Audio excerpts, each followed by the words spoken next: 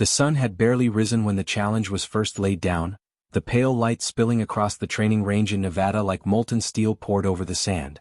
The place was alive with the heavy thrum of military engines, the chatter of radios, and the clipped voices of instructors barking orders at groups of hardened men who had seen combat in every corner of the world.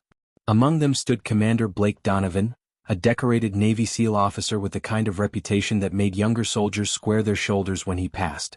He had the confidence of someone who had lived through fire and chaos and somehow come out untouchable, and his word carried the weight of iron. When the instructors announced the morning exercise, a test of precision at extreme range, a shot that seemed almost impossible, Donovan had smirked, his voice low but loud enough for everyone to hear. "No one can hit that," he said, pointing toward the distant target, a steel plate glinting faintly against the jagged horizon nearly 2 miles away. His statement wasn't just a guess. It was a verdict, the final word in a place where impossible was measured in blood. The other men nodded, murmuring agreement, because the distance was obscene even for the most advanced rifles in their arsenal, and the shifting desert winds would make the bullet dance like a leaf caught in a storm. For a moment, his confidence was the air they all breathed. But then she stepped forward. She wasn't in uniform, not officially part of the training cadre, just a visitor whose presence had been dismissed as a courtesy. Someone's niece, perhaps, or a volunteer attached to logistics. She wore simple jeans tucked into scuffed boots, a plain shirt with rolled sleeves, and a ball cap pulled low to shade her eyes from the glare. To the trained eye of a SEAL, she looked fragile in the company of warriors who had survived firefights, bombings, and ambushes. She carried herself without the rigid stance of military discipline, without the swagger of combat veterans. She was just there, silent, unnoticed, until her voice broke through the gathering doubt like a clear bell. "I can hit it," she said, her tone calm, almost casual, as though she had simply remarked on the weather. The reaction was immediate. A few men laughed under their breath, their chuckles carrying the weight of mockery. Someone muttered, "She's kidding, right?" Another shook his head, whispering, "That's not even possible." Commander Donovan turned, slow and deliberate, his expression unreadable but his eyes sharp as flint. He had heard all kinds of boasts before, from recruits desperate to prove themselves, from soldiers eager to stand out, and from fools who didn't understand the cost of failure. But this was different. He measured her with a glance, dismissing her in the same breath. "This isn't a carnival game," he said, voice edged with disdain. "That plate is 2 miles out in crosswind. No one can hit it." The way he said it wasn't cruel but final, as if he were shutting a door. She didn't flinch. Instead, she stepped closer to the line, where the rifles were laid out on a bench, sleek instruments of precision engineering. Her hands brushed over them with familiarity, fingertips grazing the polished steel and carbon fiber like a pianist searching for the right key. The men around her exchanged looks of disbelief, some smirking, others watching in silence, waiting for the embarrassment that seemed inevitable. But she ignored them all, choosing a weapon with deliberate care. It wasn't the biggest rifle on the bench, nor the most expensive, but one with a reputation among sharpshooters for stability and accuracy. She checked the scope, adjusted the bipod, and then lowered herself to the ground with fluid ease, movements practiced and unhurried. In that moment, the laughter died, replaced by a creeping curiosity that spread through the crowd like a chill. Donovan crossed his arms, watching, still confident she would fail. "You don't just lie down and pull a trigger," he said. "You need to read the wind, the mirage, the humidity. You need years to even understand what you're looking at." His words were meant as instruction, but they carried the weight of dismissal, as though he were warning a child not to play with fire. But again she gave no answer. She simply closed her eyes, breathing slow, listening not to his voice but to something deeper, something that came from within. When she opened them again, there was no hesitation. Through the scope, the desert became a world of its own. Heat shimmered in waves, bending the horizon, distorting shapes. The target was no longer just a plate of steel but a ghost, flickering in and out of clarity as the mirage wavered. She adjusted the elevation, dialed the windage, her fingers moving with the certainty of someone who had done this countless times before. The world narrowed to the circle of glass before her eye, every heartbeat a measure of time, every breath a calculation. She felt the rhythm of the wind as it swept across the valley, tugging at the grass, rattling through dry brush, and she measured it, not with instruments, but with instinct honed through repetition.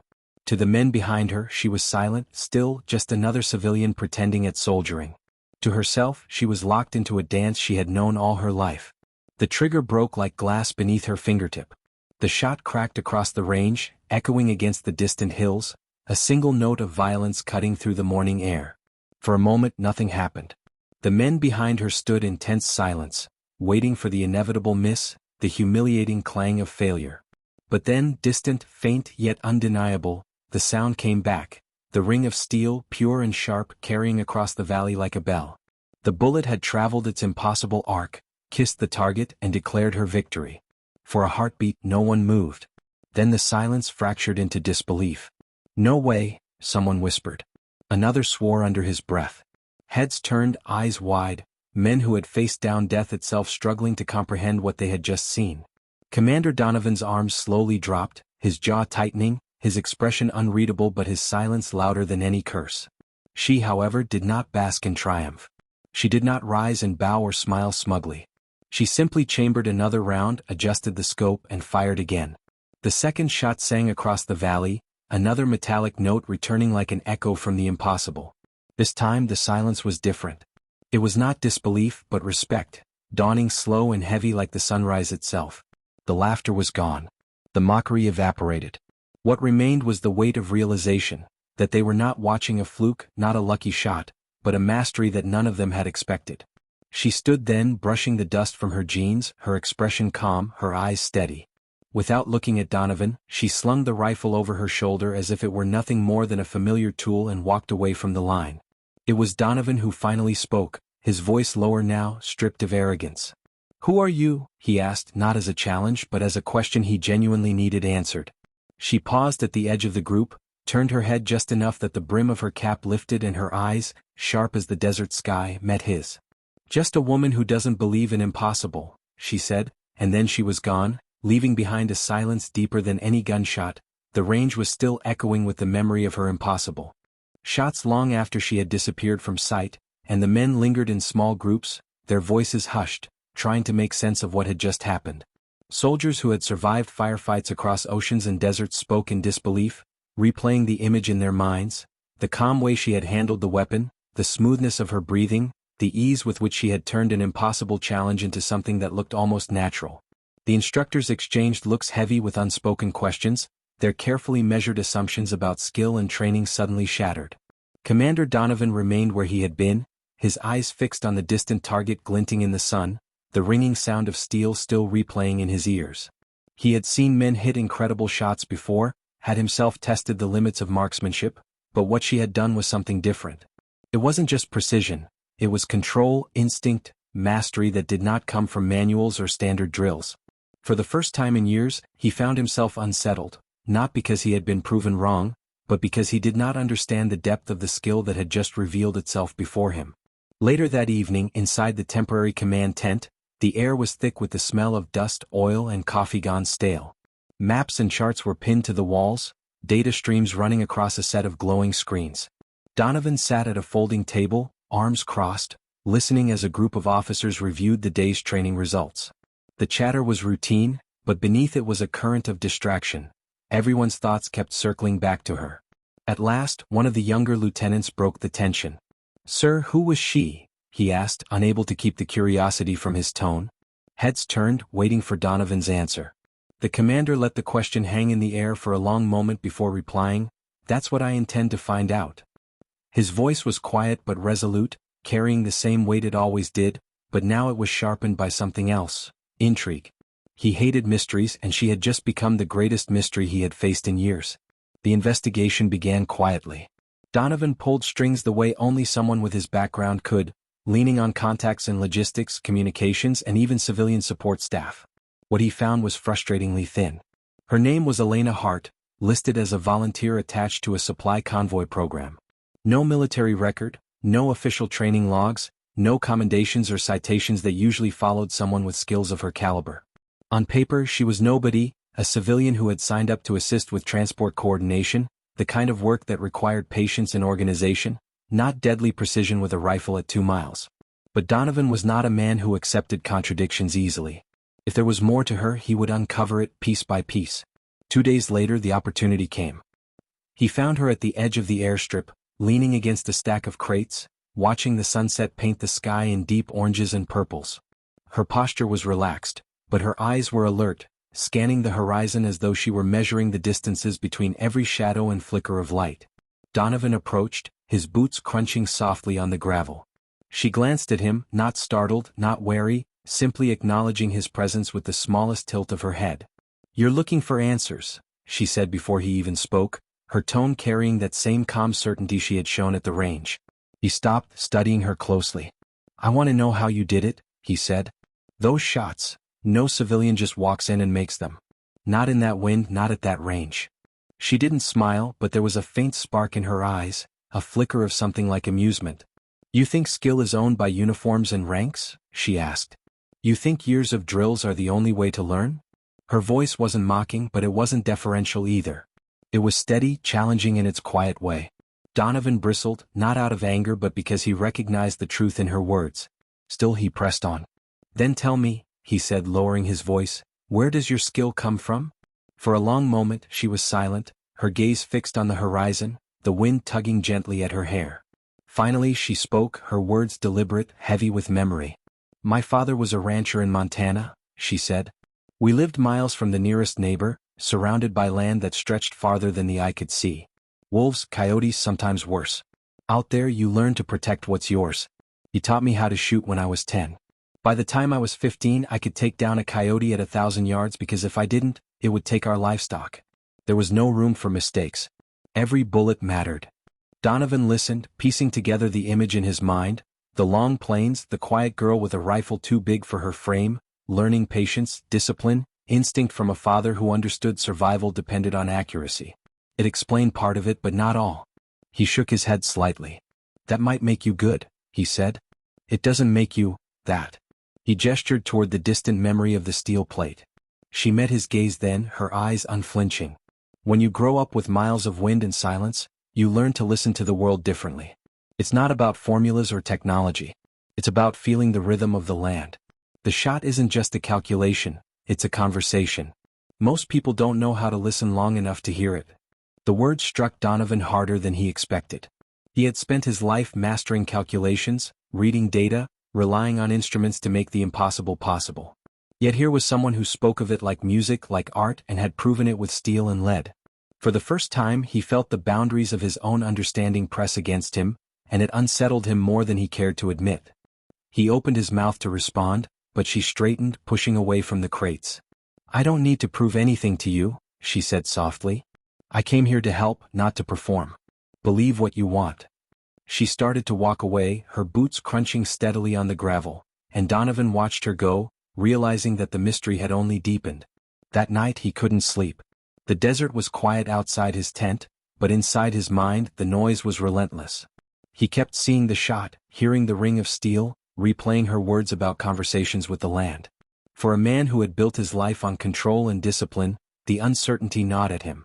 Was she a hidden asset, someone buried in civilian clothes for reasons he couldn't guess? Or was she truly what she appeared to be, just a woman who had sharpened herself against the edge of necessity until she became something extraordinary? Whichever it was, Donovan knew one thing: she had challenged the foundation of what he thought possible, and he wasn't going to let that challenge go unanswered. Days passed, but the image of Elena Hart lying prone on the dusty ground and striking the impossible target refused to fade from Commander Donovan's mind.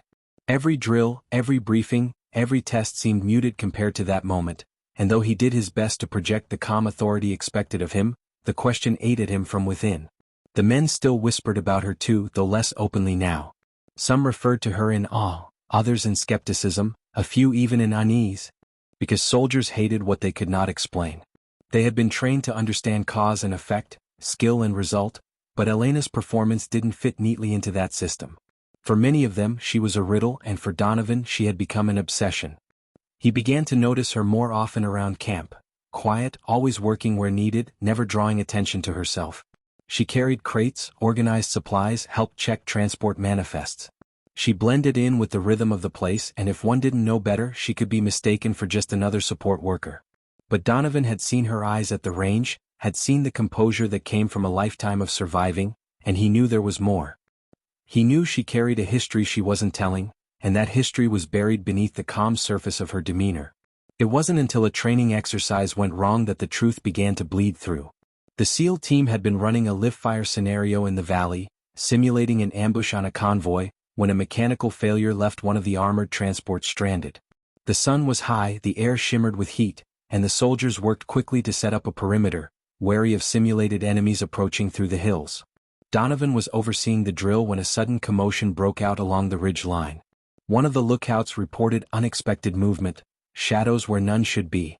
At first, Donovan assumed it was a glitch, a miscommunication in the exercise script. But then came the sharp, unmistakable crack of live rounds slicing through the air, bullets striking the dirt near the convoy. The exercise had somehow drawn real hostiles, armed smugglers moving along the border routes, men who had mistaken the training operation for a target of opportunity. In an instant, the simulation became reality. The camp erupted into controlled chaos. Soldiers scrambled for cover, returning fire toward the ridges, trying to pin down the attackers. Donovan barked orders, his voice carrying above the din, directing his men to secure the perimeter and keep the stranded vehicles shielded. The smugglers had the high ground, their positions hard to spot against the rocks and scrub. The range was long, too long for most rifles to be effective under pressure, and the enemy fire was growing more accurate, forcing the SEALs to dig in. Then, without hesitation, Elena appeared. She had been hauling boxes near the supply trucks when the first shots rang out, but instead of freezing or fleeing, she moved with purpose. Her eyes scanned the terrain, her body calm amid the chaos. In seconds, she had found one of the sniper rifles leaning against a sandbag wall, checked the chamber with practiced ease, and dropped to the ground. Donovan saw her out of the corner of his eye, disbelief flooding him even as bullets kicked up dirt nearby. Before he could shout at her to get back, the report of her rifle split the air. One shot. Silence. Then, far across the ridge, a figure toppled backward out of cover, weapon clattering from his grip. Another shot followed, precise, decisive, and another hostile went down.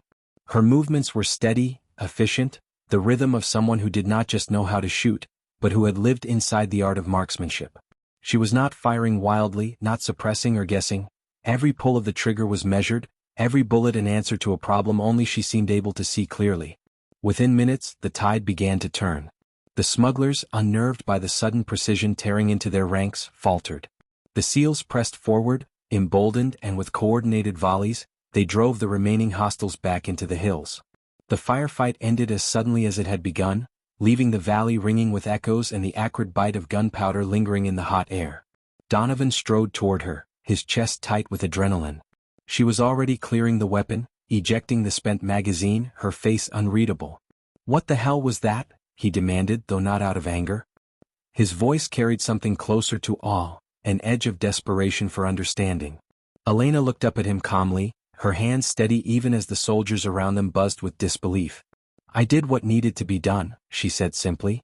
"They had the high ground and you couldn't risk advancing without someone taking them out." Donovan's jaw tightened. "You're not supposed to be out here with a rifle," he said, though even as the words left his mouth they rang hollow. She raised an eyebrow. "And if I hadn't been?" The question hung between them, heavy, unanswerable. Around them, the men were already talking, some with excitement, some with unease, about how she had dropped hostile shooters in seconds, shots that even the most decorated snipers among them would have hesitated to take under pressure. That night, the camp was restless. Stories of the firefight spread quickly, each retelling sharpening the legend of Elena Hart. Some swore she could see the wind itself, others claimed she must have hidden training with special forces, and a few whispered words like ghost and shadow, as if she were something more than human. Donovan sat alone at his table, papers spread before him but ignored. He kept replaying the firefight in his mind, each shot she had taken etched into his memory. It wasn't luck and it wasn't just practice. There was something deeper there, something almost instinctual. Finally, he pushed the papers aside and rubbed his temples. He had spent a lifetime telling himself that everything could be explained, by tactics, by training, by discipline. But she didn't fit into that system. She was something outside of it, something raw and undeniable. And he could no longer dismiss her. The next morning, before the sun had fully risen, he found her again, this time at the far edge of the camp where the desert stretched endlessly toward the horizon. She was sitting on a crate, cleaning the same rifle she had used the day before, her hands moving with methodical care. Donovan approached, his boots crunching softly on the gravel, and stopped a few feet away. For a long moment he said nothing, simply watching her work. Finally, his voice broke the silence. "You saved lives yesterday," he said quietly. She didn't look up. "I did what anyone would have done." Donovan shook his head. No, he said firmly. Not anyone. You saw things the rest of us didn't. You acted when the odds said it couldn't be done. That's not ordinary. At that, she looked up, her gaze steady, piercing. Ordinary doesn't survive out here, she replied. You should know that better than anyone. Donovan felt the weight of her words settle on him. She wasn't bragging, wasn't seeking recognition. She was simply speaking truth, a truth he had lived by in his own way. For the first time, he felt the stirrings of something he rarely allowed himself, respect that bordered on reverence. She had proven him wrong once, and now she had proven herself in combat, not just in theory. He realized then that whatever she was, however she had come to possess her skills, she was no longer just a mystery to be solved. She was an ally, one he needed to understand not for curiosity's sake, but because she had already changed the way he and his men viewed the limits of possibility. By the fourth day after the firefight, the camp had shifted in a way Donovan could feel but not entirely describe. The men still trained, still executed their drills with precision, but there was a different energy in the air, one that had not been there before. Elena Hart had made her presence undeniable. Where once she had been overlooked, now soldiers who passed her in the supply zone gave her subtle nods of acknowledgement, not deference, but respect born from the memory of her calm hands steadying the rifle when the bullets were real. Donovan noticed it too, the way her presence seemed to steady even the most restless among his team. It was not just the impossible shots or the lives she had saved, it was the aura she carried, the quiet proof that strength did not always wear rank or insignia. Yet even with the growing respect, the questions remained, and Donovan could not shake the need to dig deeper. The opportunity came when the command center ordered a reconnaissance drill into the northern canyon. Officially, it was to test navigation and tactical awareness in rugged terrain, but Donovan knew it also carried risk. The smugglers routed through those canyons often, and though intelligence suggested the area was clear, he trusted experience over data. He assembled a small team, 6 operators he trusted, and when Elena appeared near the trucks, adjusting a pack on her shoulder as if she had already decided she was coming, he didn't stop her. He told himself it was because she had proven useful under fire, but the truth ran deeper. He wanted to see how she moved, how she handled herself outside the controlled environment of the camp. If she carried secrets, they would reveal themselves in the canyon's unforgiving silence. They set out before dawn, the desert still cool under a fading veil of stars. The path wound between jagged rocks and dry riverbeds, the kind of terrain that forced even the best-trained soldiers to stay sharp. Donovan kept a steady pace at the front, eyes scanning, ears tuned to every shift of gravel beneath boots. Behind him, he could hear his men breathing evenly, their discipline a comfort in the growing isolation of the canyon. What struck him most was Elena. Her footsteps were quiet, measured, her breathing controlled. She didn't stumble on the loose stone, didn't lag or hurry. She moved like someone who had been walking these kinds of paths her whole life, as if her body already knew the rhythm of the land. Donovan told himself not to be surprised, but he was. By midday the sun beat down hard, the heat radiating off the rocks in shimmering waves. They stopped to rest in the shadow of an outcropping, passing canteens around in silence. Donovan leaned against the stone, watching Elena as she sat apart, her gaze turned upward toward the canyon rim. Her expression was calm, but her eyes were searching, scanning in a way that was too deliberate to be casual. He stepped toward her, crouched and kept his voice low. "What are you seeing?" She glanced at him briefly, then back at the rim. "There are nesting hawks up there," she said. "Means small game runs this canyon. And if game runs it, so do men. Paths overlap. If I were smugglers, I'd use that ridge to cut down fast when I needed to disappear." Donovan studied her for a long moment. It wasn't just that she had noticed what his men had missed, it was the way she thought, like the terrain, as if she and the canyon spoke a language none of them could hear. The rest break ended and they moved forward again, deeper into the winding gorge. It was narrow here, the walls pressing close, every sound amplified, every shadow stretching long. Donovan's instincts prickled, that sixth sense honed over years of operations whispering of danger. He signaled a halt, raising a fist. The men froze, weapons angled, eyes scanning. The silence was thick, oppressive. And then it broke, the sharp crack of gunfire erupting from the ridge, the ricochet of bullets sparking off stone. Ambush. Donovan dove for cover, his men returning fire in disciplined bursts. The smugglers had chosen their ground well, using the high rocks to rain down fire. Trapped in the canyon floor, the SEALs had little room to maneuver. Donovan cursed under his breath, calculating options. It was Elena who moved first. While the others stayed pinned, she crawled to a position against the canyon wall, her eyes narrowing as she scanned the ridge through the chaos. Donovan saw her pull the long rifle from her pack, a weapon she had insisted on carrying herself when they left camp, a detail that made sense only now. She steadied herself, exhaled, and fired. The report cracked and a smuggler dropped, tumbling from the ridge. Another shot followed, and the incoming fire faltered as their attackers scrambled for cover. The SEALs seized the moment, returning fire with renewed force. Donovan found himself watching her work even as he fired his own weapon. Her movements were precise, unhurried, each shot deliberate, each strike exact. She wasn't panicked, wasn't guessing. She was dismantling the ambush piece by piece.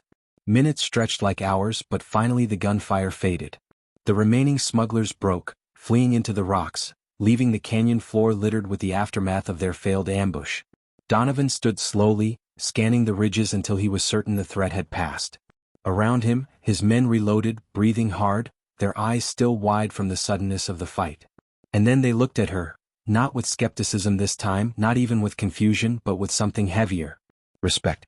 Unearned respect could breed resentment in soldiers, but hers was not unearned.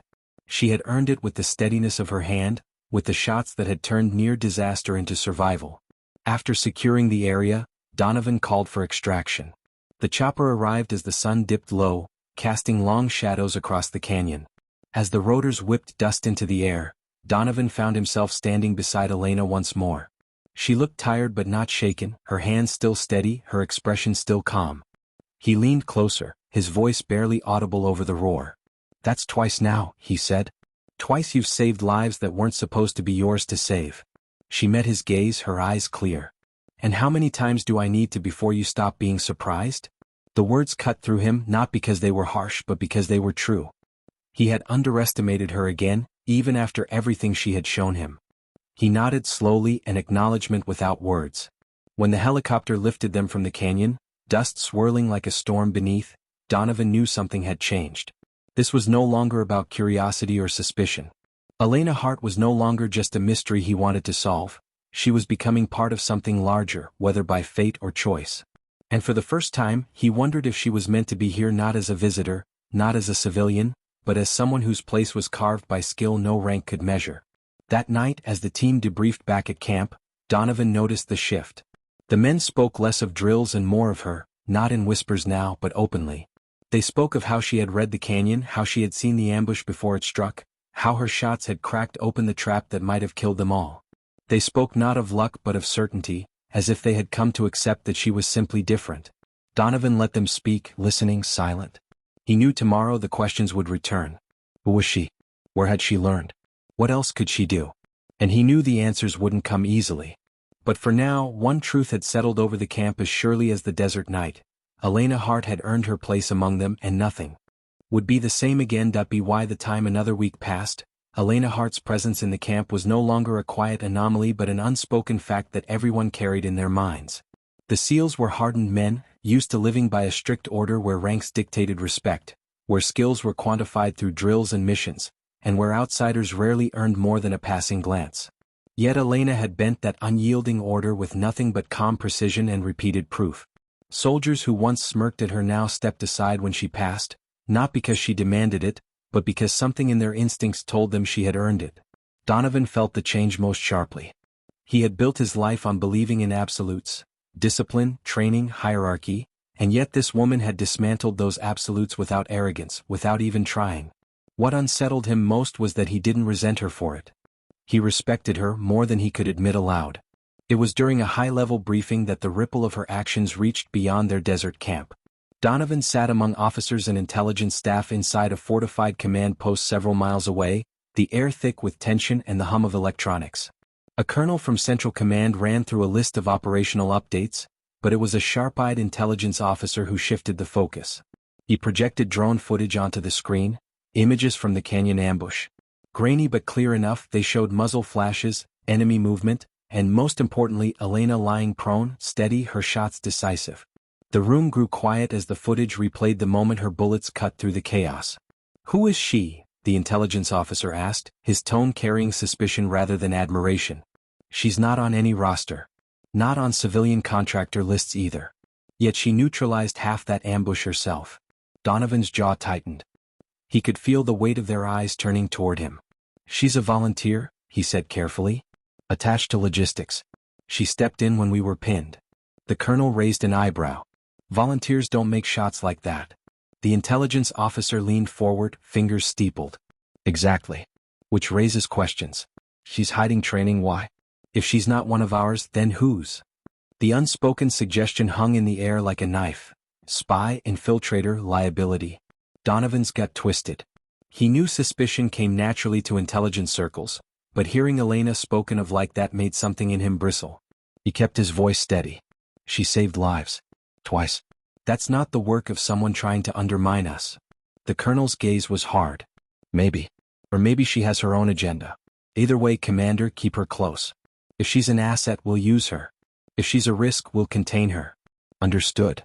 Donovan gave a sharp nod, but inside, unease churned. He hated the idea of her being dissected by suspicion.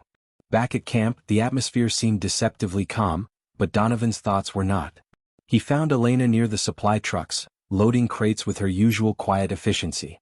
She noticed his approach, her expression shifting almost imperceptibly, as if she sensed the storm behind his eyes. "They're asking questions about you," he said without preamble. She didn't flinch. "Of course they are," she replied softly. "Men like that always do when something doesn't fit their boxes." He studied her, searching for cracks in her composure. "They think you might not be who you claim to be." For the first time her gaze hardened. "And what do you think?" The question caught him off guard. He hesitated, then shook his head. "I think you've saved my men's lives. Twice.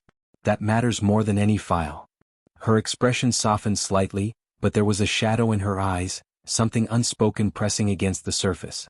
That night, the truth began to bleed through in ways Donovan hadn't expected. He found her alone at the edge of camp, sitting by the flicker of a lantern, a weathered notebook open in her lap. She didn't hide it when he approached. The pages were filled with meticulous sketches, rifles, scopes, terrain maps, diagrams of wind patterns. It was a soldier's notebook, though she wore no uniform. Donovan crouched beside her. "This isn't just practice," he said. "This is a record. A lifetime." She closed the book gently, her fingers lingering on the cover. "My father was more than a rancher," she said quietly. "He served long ago. Taught me everything he knew because he believed the world was changing, becoming harsher. He wanted me to survive it." She glanced at him, her eyes shadowed. "I've spent years honing what he started. Never wore a patch, never took orders, but the land became my range, the sky my classroom.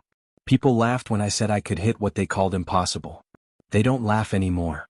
Donovan absorbed her words in silence, the pieces of her puzzle clicking into place. She wasn't trained by institutions, but by necessity, by a father who had passed down his knowledge like a torch. And yet there was more, he could feel it. She hadn't just honed skills for survival. She had honed them for something larger, something she still wasn't naming. "Why come here?" he asked finally. "Why this camp? Why now?" She held his gaze for a long moment before answering. "Because I was tired of proving myself to empty hills and open skies. I wanted to prove that my skill could matter to more than just me." Her voice was quiet, but behind it was a weight that struck him harder than any gunfire. In the following days, Donovan noticed the shift in himself more than in the camp. He sought her out during drills, not as an officer commanding a civilian, but as a man trying to understand someone who had redefined what he thought possible. He watched her correct one of his snipers on wind drift with a single observation that changed the man's grouping instantly. He saw her explain to another soldier how to use terrain shadows for concealment better than any manual. Slowly, his men began to look to her not as an outsider but as a teacher, an equal, even though she never claimed authority. Donovan felt both pride and unease at the same time. She was becoming part of them, but the higher-ups would never allow it without answers. The breaking point came one evening when a black SUV rolled into camp, dust trailing behind it like a shadow. Out stepped two men in suits, their posture stiff, their eyes cold, the kind of government agents who never came without purpose.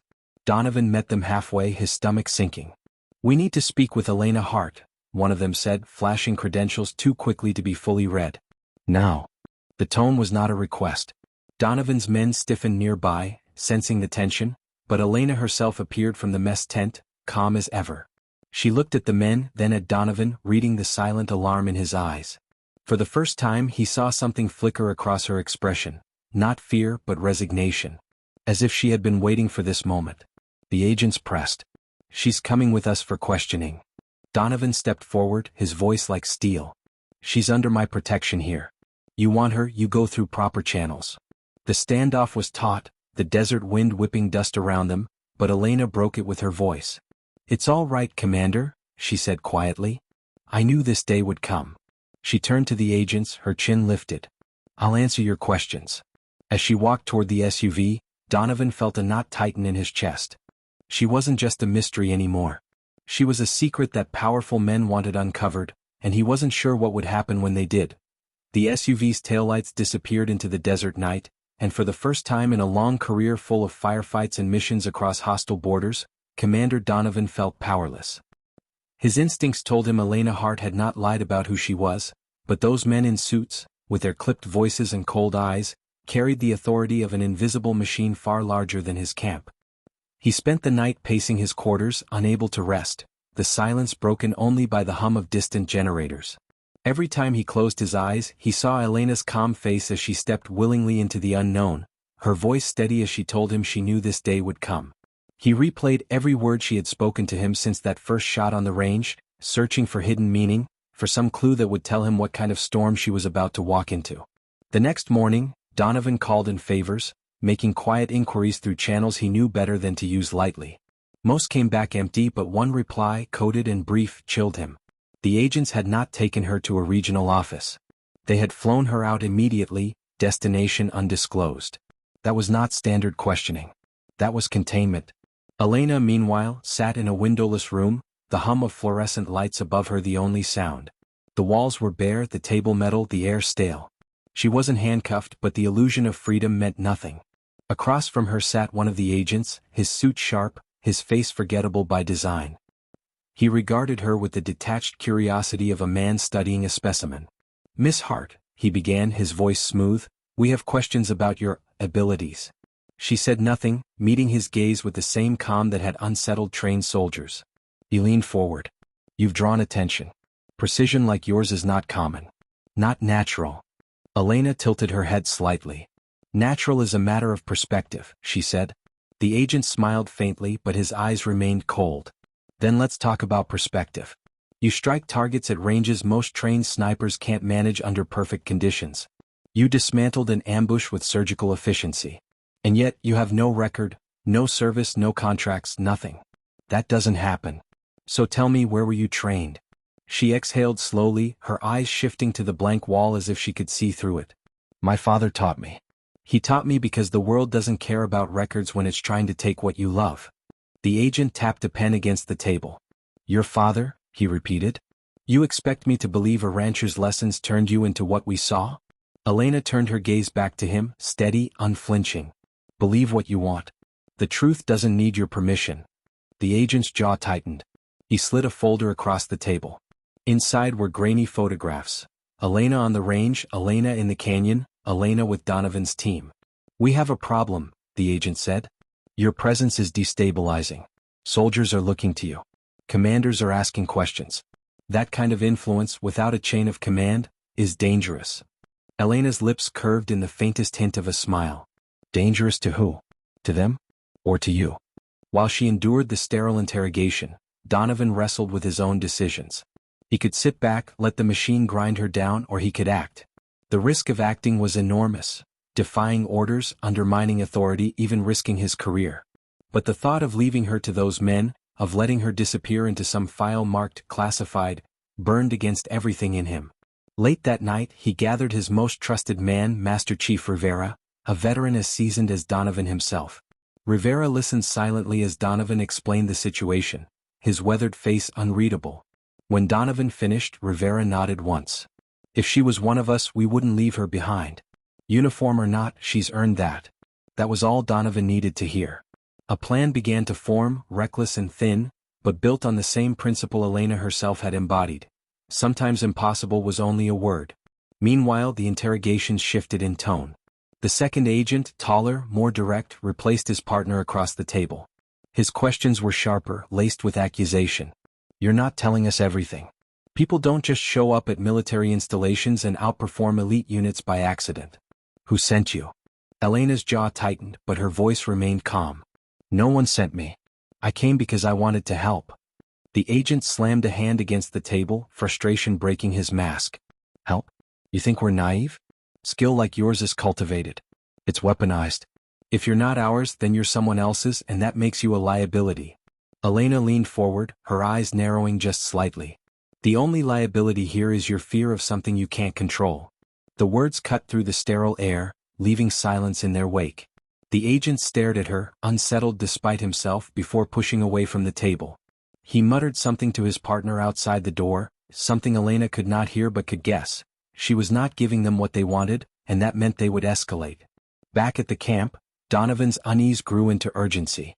Word filtered through informal channels. Elena had been moved again, this time to a secure facility known for holding assets too valuable, or too dangerous, for normal processing. Donovan knew what that meant. If they couldn't classify her, they would contain her indefinitely, label her a potential threat, and bury her name where no one could reach. He refused to accept that.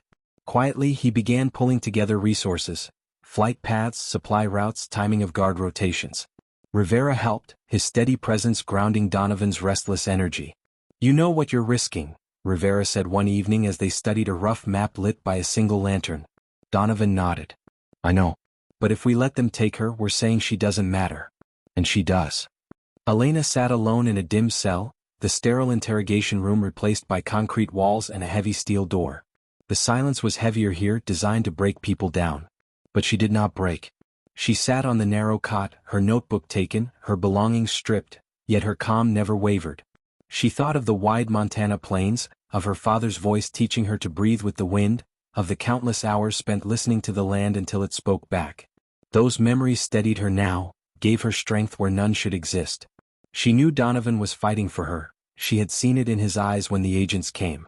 Whether he would succeed she could not say, but she trusted him more than she had trusted anyone in years.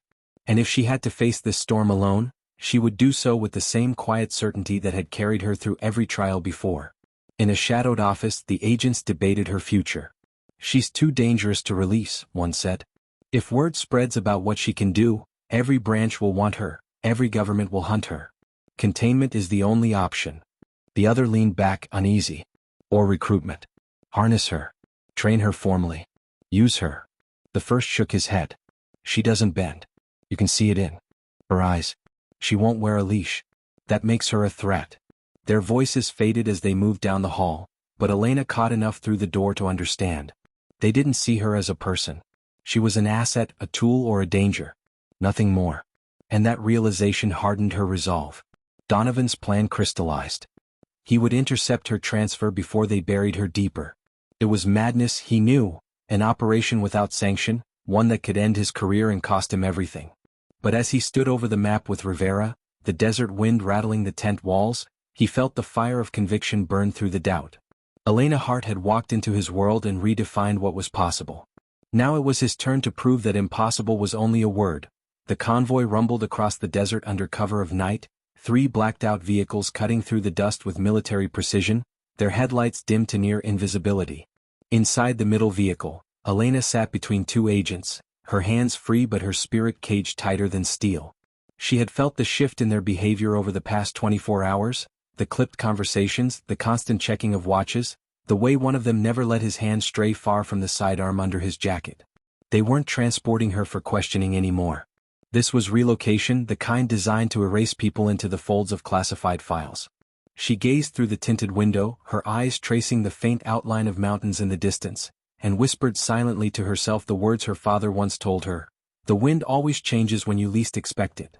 At that same moment, several miles ahead, Donovan crouched in the sand with Rivera and 2 hand-picked men who had volunteered without hesitation, even after being told the truth, that this was off the books, against protocol, and could end their careers. They had looked him in the eye and said only, "We don't leave people behind." Donovan's heart swelled with both gratitude and the weight of responsibility. He checked his watch, then the faint heat signature on the tracker Rivera had planted earlier. The convoy was minutes away. It was now or never. The plan was audacious in its simplicity. An ambush not to destroy but to disable, executed with the kind of precision Donovan knew his small team could deliver.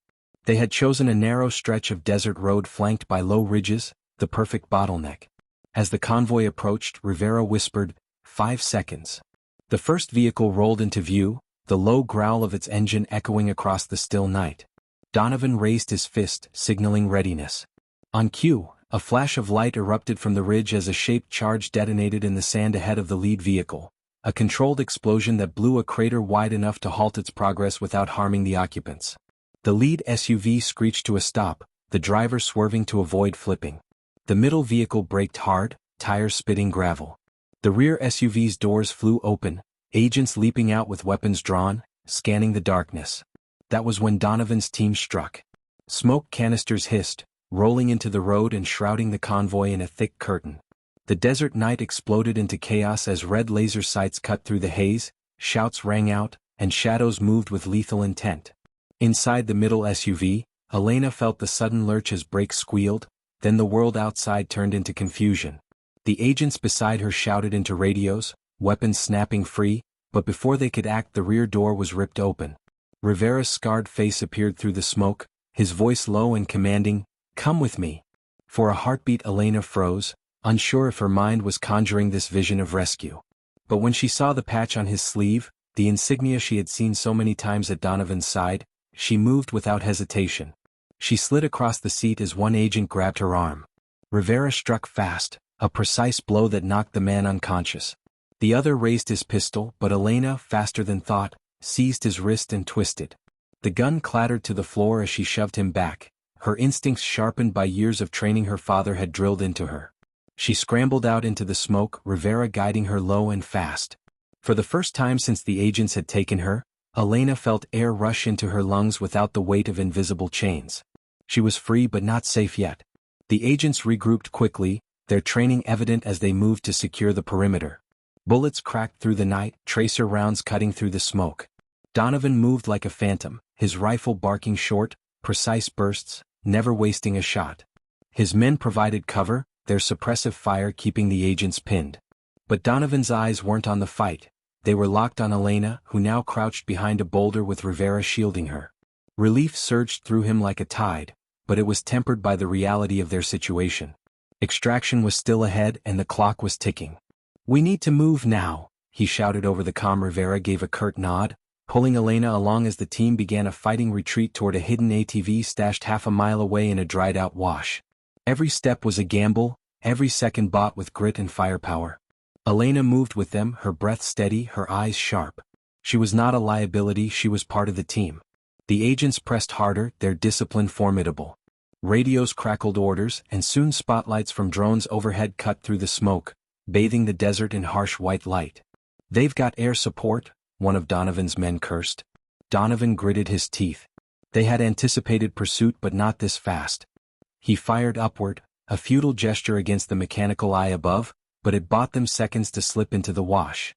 Once in the shadows, the team hustled toward the ATVs, engines pre-primed for a quick getaway.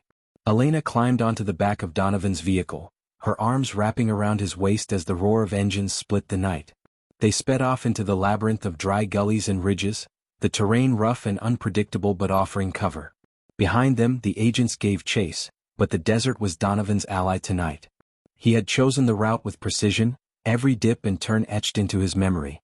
He pushed the ATV hard, dirt spraying behind them as Elena clung tight, her heart hammering not from fear but exhilaration. She was no longer a prisoner, she was running toward something she chose. After nearly an hour of relentless riding, they reached a hidden supply cache Donovan and Rivera had prepared, a small cave tucked into the base of a ridge, stocked with fuel, food, and enough gear to sustain them for days if necessary. They rolled the ATVs inside and killed the engines, plunging the cave into silence broken only by heavy breathing. For a moment no one spoke. Then Donovan turned to Elena. His voice, rough from exertion, carried a mix of relief and reprimand. "Do you have any idea what you've started? They're not going to stop now." Elena met his gaze, calm as ever. "I didn't start this. They did when they tried to make me something I'm not. All I did was refuse." Donovan ran a hand over his face, torn between admiration and frustration. "Refuse all you want, but now we're all in it with you." Rivera interjected, his tone steady. "She didn't ask us to come. We chose. That matters." Silence fell, the weight of Rivera's words hanging in the cool air. As dawn crept across the horizon, Painting the desert in pale gold, Elena sat at the cave's entrance, watching the light chase shadows from the sand. Donovan joined her, his rifle slung across his back. For a long moment they said nothing. Then he asked quietly, "What are you, Elena?" "Really?" She considered the question, her eyes following the horizon. "I'm just a woman who learned to survive. They see me as a weapon because that's all they understand. But I'm not theirs to use." Donovan studied her, the conviction in her voice striking deeper than any interrogation transcript could. He realized then that this wasn't about skill alone. Elena Hart represented something larger. The defiance of control, the proof that power didn't have to be owned by institutions to matter. And for that she would never stop being a target. But she would also never stop being worth the fight. That day, as the sun rose higher and the desert baked under its unforgiving heat, Donovan and his small band began preparing for the inevitable. Pursuit was certain, and they would have to move again soon. Yet in the quiet between preparations, a strange sense of clarity settled over them all. For Elena, it was the realization that she was no longer alone in her fight. For Donovan, it was the acceptance that some battles weren't about orders or duty, they were about what was right. And for Rivera and the others, it was the unspoken bond of soldiers who knew they were standing at the edge of something far larger than themselves. Whatever came next, they would face it together. And in that unity, even against the shadow of an unseen machine, they found strength. The desert wind howled across the ridges as if the land itself knew a storm was coming, carrying with it the scent of dust and the faint tang of fuel from the ATVs hidden in the cave. Elena stood at the entrance, scanning the horizon with eyes sharpened by the kind of intuition you couldn't teach, the kind her father had drilled into her when she was a girl, telling her that survival wasn't about strength or luck but about sensing when the world tilted a fraction before anyone else noticed. She felt it now, in the tightening of her chest and the faint prickle at the back of her neck. Their pursuers weren't far. Donovan emerged from the shadows behind her, adjusting the strap on his rifle, his face set in that hard, stoic expression that gave nothing away yet somehow spoke of the weight he carried. "We can't stay here much longer," he said, his voice a low rumble. Elena didn't look at him, her gaze fixed on the wavering heat rising from the desert floor. "I know. They're already closer than you think." Rivera, crouched near the gear, gave a sharp nod. "Then we make our move before they box us in." The plan had already been discussed. Split into 2 teams, draw the hunters in different directions, then converge at a rendezvous point 3 days away near an abandoned mining town. Risky, yes, but staying put meant certain capture. Donovan's eyes met Elena's, searching for hesitation, but all he found was calm fire. She was ready. They packed in silence, a soldier's ritual performed with brisk efficiency. Ammunition was checked, rations divided, maps memorized, every movement purposeful. Elena strapped on a tactical vest Donovan had offered, the weight of it grounding her in the reality of what was coming. As the first rays of sun crept higher, they rolled the ATVs out and started engines with muffled roars. Dust rose in plumes behind them as they sped into the wasteland, splitting at the fork of a dry riverbed. Donovan and Elena took the western path, Rivera and the others the east. The moment the teams separated, a heavy sense of responsibility settled on Donovan. He wasn't just leading Elena to safety. He was holding the line between her freedom and the machine that wanted to grind her down. Elena, clinging to him as the ATV bounced over rocks, seemed to understand this without words. She leaned forward, speaking into his ear over the roar of the engine. "They'll come for me first. Use that." Her voice was calm, almost casual, but Donovan heard the steel beneath it. He grunted in acknowledgement, already plotting how to turn her unwanted status as prey into an advantage. By midday the drones reappeared, circling high above like vultures. Donovan cursed under his breath. They had expected a window of 2 days before surveillance redeployed, but clearly their enemies had underestimated nothing. Elena shielded her eyes against the glare, tracking the machines. "They'll have ground teams not far behind," she said. "I can throw them off." Donovan shook his head, his jaw tight. "Not happening. We stick together." But even as he said it, he knew Elena wasn't wrong. She wasn't a helpless asset to be protected. She was the reason this fight even existed. They pushed harder, veering off into a canyon where jagged rock walls provided some cover from the drones. The shadows there were long and cool, but they offered no comfort. Donovan stopped the ATV near a cluster of boulders, scanning the trail behind them. Dust clouds rose in the distance. The hunters were closing in. He turned to Elena, his voice sharp but steady. "We can't outrun them forever. We hit back." Elena's eyes lit with the spark of someone who had been waiting for this moment. She slid off the ATV, her movements smooth, practiced. "What do you need me to do?" Donovan tossed her a rifle, the weapon looking almost too large in her hands, yet she handled it with natural familiarity. "Cover the right flank. They'll try to push us into the open." She nodded once, no fear in her expression. The two of them moved into position among the rocks, blending into the shadows. Minutes stretched like hours until the first armored vehicle crawled into view, engines growling as it maneuvered through the canyon. Boots hit the ground, men fanning out with rifles raised, their eyes scanning the terrain with professional caution. These weren't the kind of men who panicked. But they didn't know Elena. When the lead agent gave a hand signal to advance, Donovan fired the first shot, a clean, controlled burst that dropped one man instantly. Chaos erupted. Gunfire cracked, echoing off the canyon walls in deafening waves. Elena moved like water, her shots precise, every pull of the trigger measured. The men who had once dismissed her as just a woman, fell one by one, undone by the skill they had underestimated. Donovan glanced at her between bursts of fire, a surge of pride breaking through the battle-hardened focus. She wasn't just holding her own, she was shifting the tide. But for every agent they cut down, more appeared, pouring into the canyon like a relentless tide. A bullet ricocheted inches from Donovan's head, stone shards stinging his cheek. He ducked, reloading, shouting to Elena over the cacophony. "We need to fall back." She nodded, firing one last shot that dropped another man before scrambling toward the ATV. Donovan covered her, his rifle spitting fire until the magazine clicked empty. He slammed a new one in, moving backward in sync with her. They reached the ATV, engines roaring to life as bullets chased them down the canyon. Dust swallowed them as they tore out the other side, hearts hammering but alive. For now. Elena clutched the rifle tight, her face streaked with dust and sweat, but her eyes burned with defiance. "They won't stop," she said, her voice steady despite the chaos. Donovan shot her a quick glance. "Neither will we." The chase stretched into the night, engines howling across the desert, headlights off to avoid detection. Every mile felt stolen, every breath a reminder that survival was still fragile.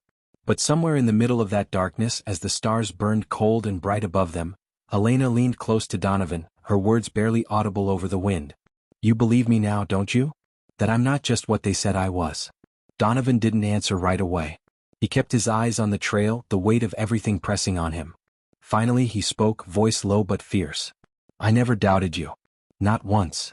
She smiled faintly, and in that moment, amid the dust and danger, something unspoken bound them tighter than any order or oath ever could.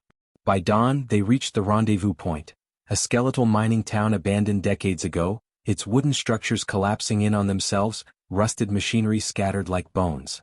Rivera and the others were already there, battered but alive. Relief washed over Donovan as he saw them, but it was tempered by the knowledge that the fight was far from over. The group gathered in the shadow of a crumbling warehouse, their faces drawn but resolute. Rivera spoke first. "They'll come here too. We can't stay." Elena stepped forward, her voice clear, carrying a weight that silenced them all. "Then we don't wait for them. We take the fight to them. Every time they've chased me I've run. Not anymore." Donovan studied her, recognizing the truth in her words. Running had bought them time, but time alone wouldn't break the cycle. To truly be free, they had to strike at the heart of the machine that hunted her.